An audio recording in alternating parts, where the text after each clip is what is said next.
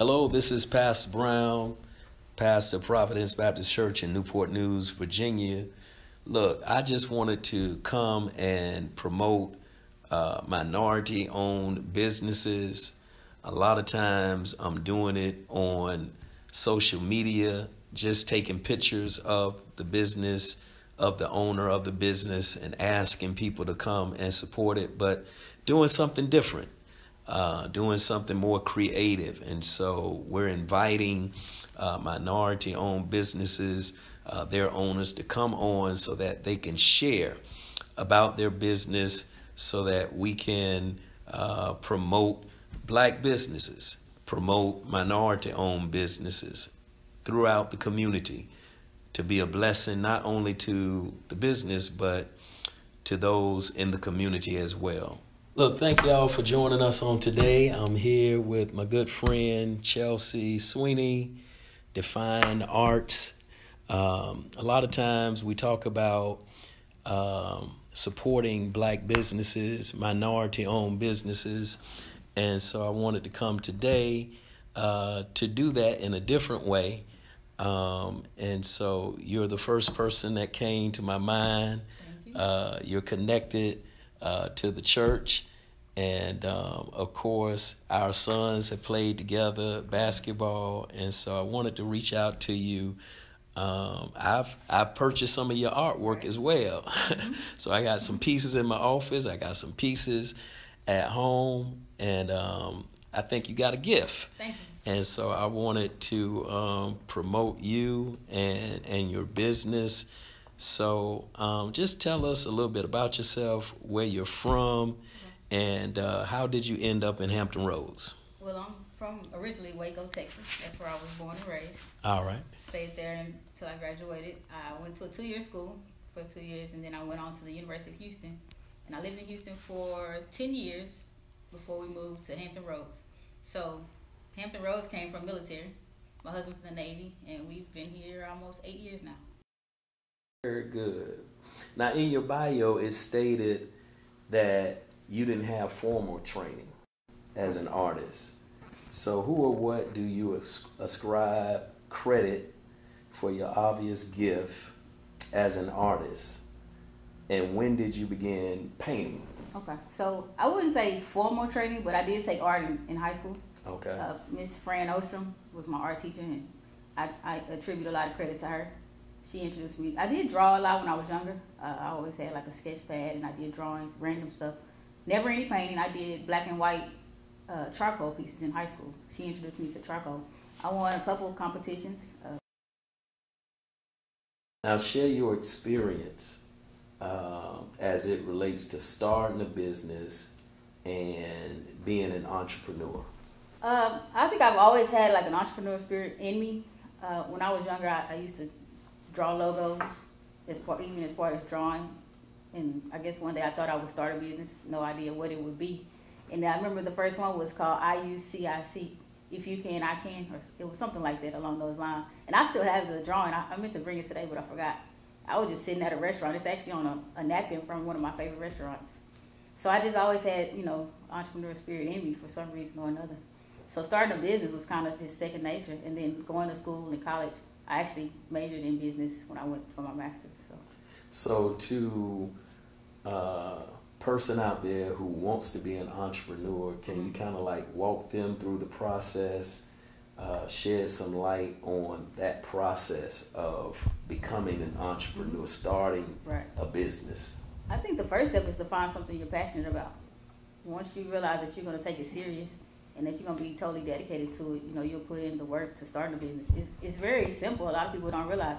Just go to your local, city and get the DBA, doing business as, which is your name. If you're, even more serious, go ahead and get your LLC. It's going to cost you a little money, but that's an investment in yourself. We waste money on things every day, so why not invest in yourself?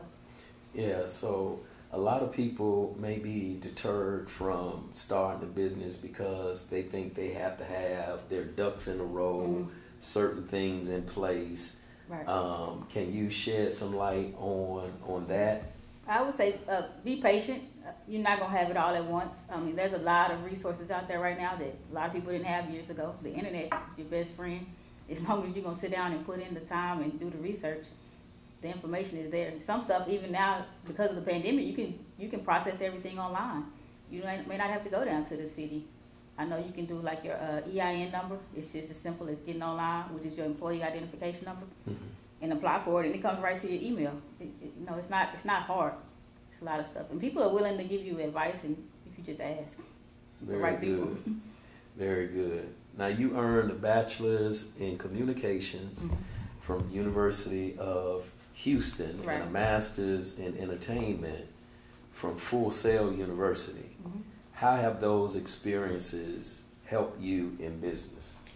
Communication, I started out, I was doing a graphic design major, and I changed my major, but a lot of the classwork that I did helped because I got the computer graphics. I know how to do computer graphics and illustration and all that from graphic design, and then I also got the communication part, which we did a lot of other coursework. I know how to do, video editing, radio production, and all that type of stuff. So from there, I was going to do my MBA, but then I decided I had more interest in entertainment and bridging that gap with the art. So I did entertainment business from Full Sail University. So all right. It really helped kind of the path that I was going on. I thought it would be more beneficial. And so that's good because you do need preparation. You do need to go out there and get equipped. The route that we end up taking in the long run. So. But I find that for myself, how there's always a need to receive education, preparation, continued learning, even though I have a bachelor's, a master's, and a doctorate. In order for me to stay up to par, I find myself finding the need to always attend a conference, read a book, and so I think a lot of people get stagnant in their careers because they don't continue in their education. What are some things that you do to continue polishing and working on your craft? I enjoy reading when I have time. So I try to, make time to get a book in. I was doing one every 2 weeks, but that's, life, it doesn't work that way all the time. But I enjoy reading books. The internet, people say social media is bad, but depending on who you follow and what you do on social media, there's a lot to learn on social media. I don't know, a lot of people are on the new app called Clubhouse, and there's a lot of information on Clubhouse. Okay. But, you can put that in your ear and listen and keep going about your day. Podcasts, audiobooks. I really don't like audiobooks. I like to have a book in my hand, but there are different avenues. But I enjoy reading and always, gasping new information. So when you're out there reading, when you're on Clubhouse, do you find inspiration in listening and then going back to do a piece of art? That's how a lot of my art, that's where it starts. Okay. I can be watching something or driving down the street and I'm going to do a painting, or I get ideas and stuff like that. Very good. So how have you navigated being an entrepreneur during the pandemic versus pre-pandemic? How have you navigated your business? The only thing that has really hurt is the artists. We do a lot of festivals, and all of that has been canceled. So you kind of look forward to those type of events, meeting new people and growing your community. But other than that, the pandemic has honestly been a blessing. I've had time to sit down and tune into more work. I know we met through basketball, our son. We haven't been traveling with basketball, so, we're home. And I actually expanded my business through the pandemic. I launched an apparel line, which is an addition to my business. So it's been a good time for me to kind of refocus and rebrand and get some things together. So the pandemic has caused all of us to become creative. Right. Yeah, I started a podcast and I kind of been slacking on it, but I was telling people, if you're creative, this is your time. There's no reason for you to come out of this pandemic, not further ahead than you were before. You're a creative type person. And that's good because some people are at home, complacent, just wasting time, and justifying it by saying we got a pandemic going on, but you're letting us know, hey, you can still be out here on the grind, creating new avenues for yourself and your family, your community. Networking. I mean, if you think about it, when this first, happened, everyone's at home. Anyone you want to reach out to, you probably can get in contact with them right now. So it's go time.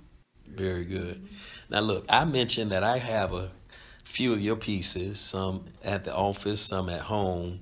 Right. But look, people may not know you have several celebrities, especially those in the hip hop community, who have your paintings, who purchase your paintings. I mean, big names, people like Drake, Rick Ross, Monica, Kendrick Lamar. Can you tell us how that came about? How did it get to the point where they purchase your artwork? Well, it goes two ways. Some were purchased and some were gifts. For me building my network and me getting my name out there. So when I was doing my entertainment business degree, I did an intern as a production assistant doing some local concerts in Houston. So I made some networking there, and a lot of times I was out just in the streets getting my name out there, and people knew I painted, and if I knew like a certain artist was coming to town, I would be there and I would have my work and I would just promote myself. So that's how it started. And then some were purchased, like people in their camps or people in their, their circle would come to me, hey, we need a painting for this event, and so I would have opportunities to do that. One of the athletes, Stack 5, Steven Jackson, he was one of the first celebrities that actually paid for a piece. He called me. I was working corporate America, and he's like, hey, I want you to come do a live painting at my birthday party in San Antonio. So I went to my boss. I said, hey, I got to leave early today. I went and got my supplies, and I hit the road. I went down to San Antonio. It's about 2.5 hours from Houston, and I painted live at his birthday party. There was Ginobili was there, Tim Duncan, all the San Antonio Spurs at the time. So that was really a big deal for me. And I was like, man, I just made more money here than I make 2 weeks at work. My God. That's when I knew. I was like, I got to get serious. So, yeah. Now, how did he find out about you?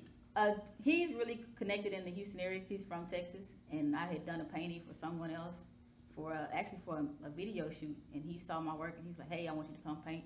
And he reached out to me just on Instagram and made the connection, and we still keep in contact still. So. My God. Now, you said something really interesting that got my attention. You said that you would just do paintings and basically give them to people for free. And that created avenues for you. Right. It opened doors for you. Right. You got to put in the groundwork. and so that's good, because sometimes you got to sacrifice. Right. Can you talk about that? Because a lot of people, they want the money every chance they can get it, but you're saying sometimes you got to do some pro bono work. Right. You have to. I mean, especially if you're going after a certain audience. I mean, that's the only way to get your name out there. And I use this as an example. We look at celebrities and people of status. They wear all the nice brands, and a lot of things people don't know is they're not paying for that stuff. Right. They're getting boxed. You see the Beyonce boxes getting delivered for free to these people's homes because they want you to promote it. They have the following. So we're going out spending all our money on something that they didn't even pay for. Right. And I mean, I want my art to be affordable for everyone, but I want to build that audience, through those people. So. Yeah, and I like the fact that you said, look, I got to go out here. I got to get my name out here. And if it means me sacrificing where I don't make any money off of this, I know this seed can produce an opportunity. Right. If I sow this seed, I may get a harvest somewhere else. Right, and it'll make up for everything, that you gave otherwise. So to bless you later on. Yeah, the calls will come, after you put in, you have to build that relationship. That's good. That's good. Interesting person, celebrity, athlete that you've met, and why are they the most interesting? That's a tough question, actually. I thought about that question, and I can't pick one that's just interesting. Well, who are some? They all have been, normal people. Just meeting them, talking to them. No one has been disrespectful or anything like that. And appreciative, like the ones that I've given away, they've taken them. I've seen my artwork. I can go online and I'll see my artwork hanging in their homes. Just, seeing pictures on their Instagrams, or they may go live and I'm like, hey, that's my painting. So I'm trying to get a snapshot really quick. But no one has been just, mind blowing. I've had some interesting opportunities. I've been, backstage at concerts because, hey, I did this painting for this person, and they've invited me to shows, and I've been at, I've seen production of video shoots and stuff like that. So. Because I've taken a look at your website, and you would be there with athletes and celebrities, mm-hmm. where you've painted a picture of them, and y'all will take a pic together with that particular painting, mm-hmm. and so I just find that intriguing as well. The doors that have been opened for you, mm-hmm. to bring you before these celebrities, these entertainers.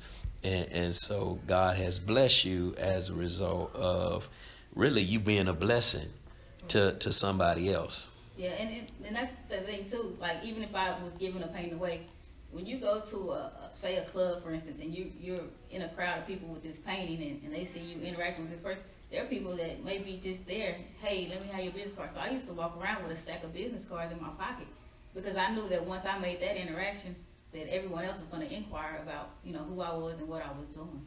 So you got to be out here grinding. That's what it is. You got to do the groundwork. That's what it was. That's all right. I like that spirit. I love that spirit. You've been included in a countless number of exhibits. Which one of those exhibits stands out to you?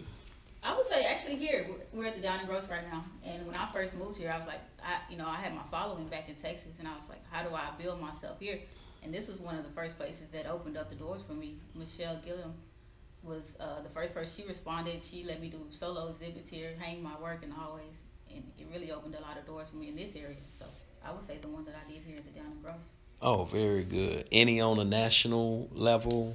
I had an opportunity. I did a piece for Heavy D when he first passed. Okay. And there was this really big traveling show called the Jack Daniels Art Beat and Lyrics. It's an urban traveling art show, and they were in Houston. And I reached out to the guy who was over the show, and he got back with me immediately and said, "Hey, we're in Houston this weekend. You can display your work." And that was really a big one for me because there were a lot of well-known artists at the time, and I hadn't been painting a long time. And then he let me display my piece at that show. So. And I ended up giving that piece to Heavy D's family. And now we're connected. We're like, that's like a second family. So. Yeah. It's amazing what your gift will do for you. Right. The Bible says your gift will make room for you. And like I say, I gave them that piece. And since then, they bought pieces from me. And I'm hanging in New York. So. Great. Great. Excellent. Now, some of your work pertains to social justice issues. Why are you led to address these kind of matters in your artwork? I found that I'm really interested in it. I kind of joke and say I maybe should have majored in, African American history. I get caught up in what's going on, and it's just a passion of mine, and I feel like I have a platform, so why not use it? Now, which pieces of your artwork, or what piece, this may be difficult for you, are you most proud of? I have a few, but I brought this one. This is the one that I did in 2008, which was Obama, and it was my first time playing with oil, and if you look at it, it kind of still resembles my style. So that's how I built my style, and I went from there. So I would say this one. I still sell this print to this day. That's the thing about art. I tell people art is like music. You make a track, it's gonna sell forever. People gonna listen to it. The same thing with art. If you want to sell that piece forever, you can. And that's this one. And then I also did a piece of Jay-Z, and one of my customers in Houston actually bought it, and we were just talking, and Jay-Z was gonna be in town. I say, hey, this is what I do sometimes. I take the piece to wherever they're gonna be, and he was like, yeah, that's a good idea. He took it, and he ended up getting it signed. So I have one of my art pieces is signed by Jay-Z. So. Oh, very good. Now, how much is that piece with Obama? The prints, I sell the prints. They start at $25, and they go up based on the size. What impact does Kamala Harris being vice president have upon you as an African American woman? It opens doors for women. I think it's a barrier that's been broken. I was thinking about, like, as far as artists, when you think of art, you never really hear about African American women that are, successful major artists. I don't, anyways. I know some of my favorite artists have been males, like Ernie Barnes or Ted Ellis, and then my uncle, Alvin Williams, who was influential in my interest in art. But you never really hear about women who are artists, so just from breaking more barriers for women. So now you can say, oh, I can be that vice president. So My God. it opens doors. Now, besides artwork, what other items are available for purchase on your website? So it's for me, I've taken my art and turned it into a brand. So I have everything I have a t-shirt line, which is, I always wear my own stuff. The cap, I have a pillow line where you can take my art, it's on throw pillows. I have a candle line where we're branding the candles with the art. What else? Of course, the prints. And then, like I said, I started a new branch. I started a full apparel line, which is a total different website. And we're doing apparel for men, women, and children with it's not necessarily my artwork, but I'm creating the designs for the apparel. So you have a number of items from art to hats to shirts. I try to do that to make it affordable. Like I don't want my art to not be affordable. If you can't pay a couple $100 for a good piece of art, okay, I put my art on buttons. You can get a button for $5. So you can create the artwork and put it on different items so people can afford it at whatever level. And I've even seen pieces that you've done for Greek organizations. So you try to make sure that you're covering all the bases. Right. I would like to do more. Y'all have so many rules though. Who? All the organizations. Oh, they give you. I mean, you got to be careful with using their logos and stuff like that. So. Okay. But Greek is a big avenue. Well, look, is there anything you would like to share as we end this conversation? Again, we're going to show some pieces of your artwork, but is there anything that you would like to share to someone out there to inspire them, to encourage them to pursue their dreams? Just stay at it. If you have a passion for something, invest in it. Don't give up on it. It doesn't happen overnight. Even for me, I still feel like I'm not where I should be, but it takes time. You can't give up. And being an entrepreneur, if anybody, any field, it's not easy. You may think, oh, I'm gonna leave my job and go do this, but working for yourself is 10 times harder. It's no rest. You sleep, you wake up, you're still thinking about the next thing and what to do. So what do you feel like is next for you? You talk about not being at the place where you desire. How do you get to that place? What's your vision going forward? Just being more outspoken. I think I've had a lot of opportunities with people where I didn't take advantage of, where just me, my personality, I'm very humble, I would say. Just really putting myself out there even more than I have and really just taking off. Okay.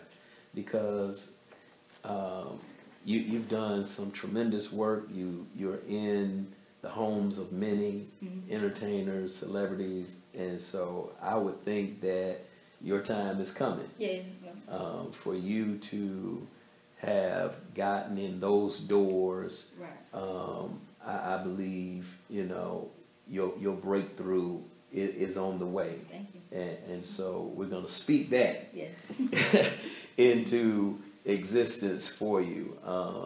So this is Chelsea Sweeney, Define Arts. You ought to go to her website and take a look at her products, purchase some products. Like she said, she got enough for you on any level. So if you don't have $300, $500, $700, you can find something on her website to support her business. That's what we're doing. We're supporting, we're promoting minority-owned businesses. And we thank you so much for coming out to share with us on today. And we pray God's blessings upon you and your family. I appreciate it. I'm Chelsea Sweeney of Defined Arts. You can visit my website, www.definedarts.com, as well as definedartsapparel.com. Please leave your information as we send out coupons frequently. We appreciate your support. Hey, Pastor Coriel Brown, thank you so much for joining us on today. We look forward to seeing you the next time around. God bless you.